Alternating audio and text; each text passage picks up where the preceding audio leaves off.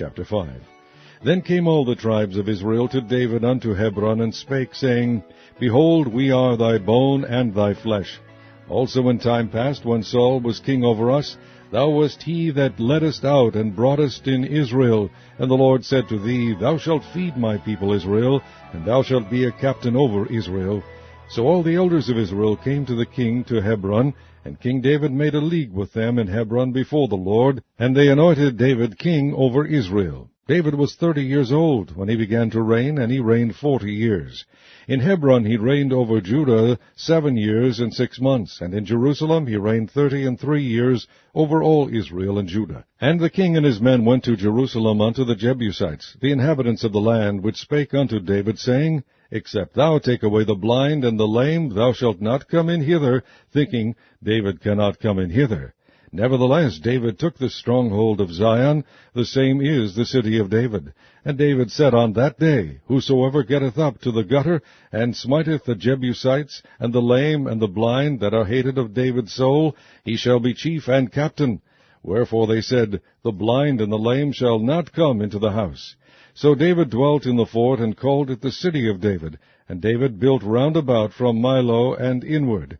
And David went on, and grew great, and the Lord God of hosts was with him. And Hiram king of Tyre sent messengers to David, and cedar trees, and carpenters, and masons, and they built David an house. And David perceived that the Lord had established him king over Israel, and that he had exalted his kingdom for his people Israel's sake.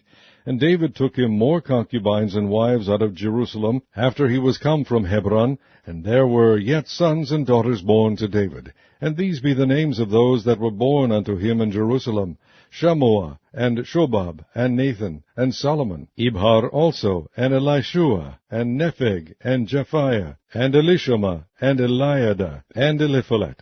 But when the Philistines heard that they had anointed David king over Israel, all the Philistines came up to seek David. And David heard of it, and went down to the hold. The Philistines also came and spread themselves in the valley of Rephaim. And David inquired of the Lord, saying, Shall I go up to the Philistines? Wilt thou deliver them into mine hand?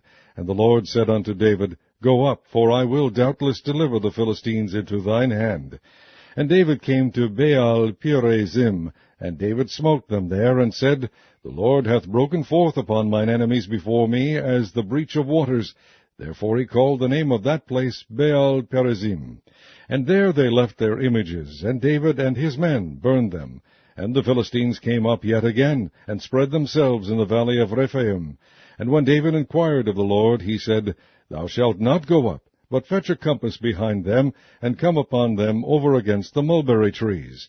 And let it be, when thou hearest the sound of a going in the tops of the mulberry trees, that then thou shalt bestir thyself, for then shall the Lord go out before thee to smite the host of the Philistines.